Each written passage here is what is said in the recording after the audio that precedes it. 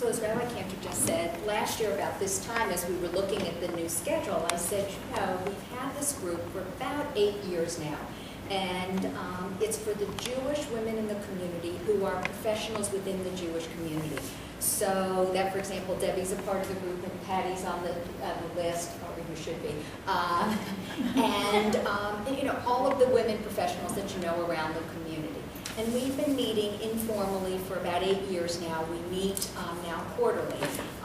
And we talk about each other's organizations, and we talk about how we can work together, and we do all sorts of, sometimes there's a professional development program that we've done, but we don't really and haven't yet engaged in Torah learning.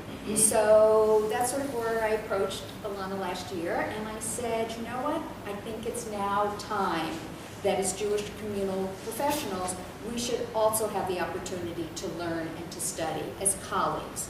And so the first Tuesday learning sessions was born. We did the first Tuesdays, and it was over lunch. And that began, I believe it was last fall actually. We said, let's not do the summer, let's kick it off in the fall. And sometimes there were 3 of us around the table, and sometimes there might have been 8 or 9 of us around the table. And we studied Musar. Now, those of you who know me know I always keep copious notes, and I have all these things, and I don't know why, but I could not find any notes that I had taken from any of our classes. I think what happened is that we got so engaged in what we were talking about that we all didn't take notes. And none of us took notes. We were so engaged in the conversation. I had, of course, studied Musar before because the Women's Jewish Learning Center had done it, and so I sort of knew how well you could know Musar, but at least I had been through it at one time. And so we were sitting around the table, though, this time not relating to it just as Jewish women, but as Jewish women who were communal professionals. And so there were things that we could discuss that would make us, I believe, potentially better at doing what we do on a daily basis by having the learning of the Musar. We are committed to continuing our studying, but we've learned that we need to adopt our schedules. And so after our quarterly meetings, the women all agreed around the table that we meet from, let's say, about 8:15 to about 9:30, and that at 9:30 to about 10:15, 10:30, we will continue on with the learning, that will probably be better for all of us. And so that's, even though you don't see it on your schedule, we are going to be continuing that.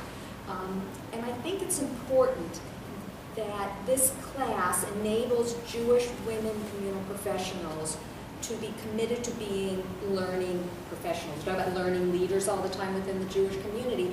Well, we are leaders in a different way. We're not the volunteer leaders, we're the professional leaders. And I think it's important that we continue that learning. And that we as Jewish women and community leaders should not just talk the talk, but we should walk the walk as we encourage people to learn and to study and to be engaged in education.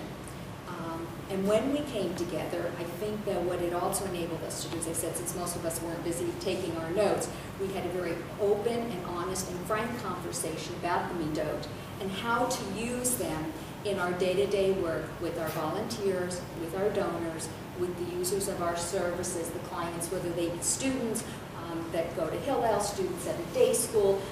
For me, it would be borrowers who are coming into Jewish free loan. So whatever milieu we were in, it helped us to be better Jewish communal professionals. And I think that it makes me, I'm going to share with you a quote that I also took the Talmud class, and this was when I talked about it at Talmud class, this was the thing that resonated to me about when we say the Shema. So if you are a boss and you have someone who's up in the tree working, how much responsibility does a Jewish employer have to create an environment conducive to the religious expression and growth of their employees? Jewish employers must remember their responsibility to their workers, to provide them with time, space, and resources to fulfilling Jewish experiences.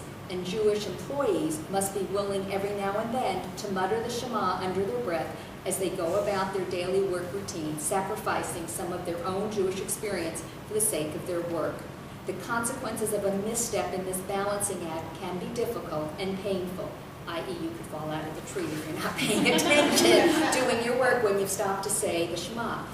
But I thought that what this did for all of us as Jewish communal professional women is it did make us better bosses, better employers, better leaders to our board members.